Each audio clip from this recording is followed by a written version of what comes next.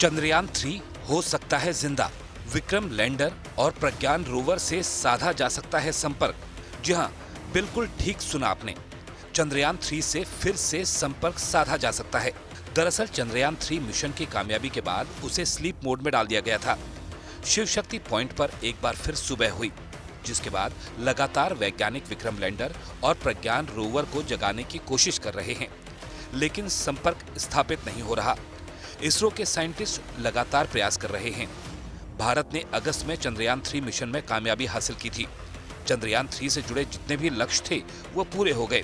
इसके बाद विक्रम लैंडर और प्रज्ञान रोवर को स्लीप मोड में डाल दिया गया। चांद पर सुबह होने के बाद अब फिर इन्हें जगाने की कोशिश हो रही है। यूरोपीय स्पेस एजेंसी का फ्रेंच गुयाना स्टेशन भी इन्हें जगाने के लिए लगातार सिग्नल भेज रहा है, लेकिन संपर्क स्थापित नहीं हो पा रहा। माना जा रहा है कि शायद ये फिर ना उठें, लेकिन पहले भी ऐसा हुआ है कि जिन अंतरिक्ष यानों को पूरी तरह से खत्म माना गया वो फिर चलने लगे। जनवरी 2018 में शौकिया खगोल शास्त्री स्कॉट टिली ने एक ट्रांसमीटर सिग्नल को पकड़ा था। बाद में उन्हें पता चला कि ये नासा का इमेज सैटेलाइट है, जिसे पृथ्वी की स्टडी के लिए बनाया गया था। स्पेस एजेंसी ने 2005 में इससे संपर्क खो दिया था। 13 साल बाद भी जब इसे खोजा गया तो इसकी बैटरी पूरी तरीके से चार्ज थी और काम कर रही थी। नासा ने भी सैटेलाइट को दोबारा खोजने से जुड़ी पुष्टि की थी। नासा ने तब कहा था कि इसके वैज्ञानिक यंत्रों को ऑन किया जाएगा। दरअसल स्कॉट लगातार भारत के चंद्रयान-3 पर भी नजर बनाए हुए हैं। उनका कहना है कि चांद पर गड्ढे और पहाड़ हैं। कई बार सतह के बराबर न होने से रेडियो सिग्नल नहीं पहुंचता। उन्होंने एक ट्वीट में कहा कि अगर मैं इसरो की जगह होता तो चंद्रयान-3 के लैंडर को लेकर क्या करता।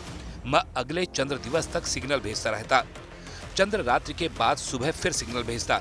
इस थोड़े से प्रयास से बड़ा लाभ मिल सकता है। इसके साथ उन्होंने नासा की सैटेलाइट को खोजने के बारे में भी बताया। साल 2020 में उन्होंने अमेरिका की एक मिलिट्री सैटेलाइट खोजी थी जो खराब और बंद मानी जा रही थी।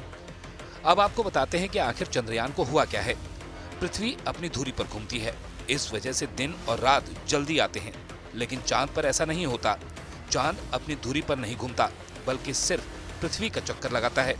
इसी वजह से हमें इसका एक हिस्सा दिखता है। जब चांद पृथ्वी से चमकता दिखे तो उस जगह सुबह होती है। चांद पर 14 दिन और 14 रातें मिलाकर एक दिन होता है।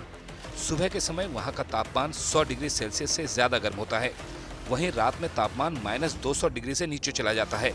विक्रम और प्रज्ञान के यंत्रों को ऐसा नहीं बनाया गया जो इतनी ठंड में रह सकें। इसी कारण माना जा रहा है कि ये खराब हो चुके होंगे।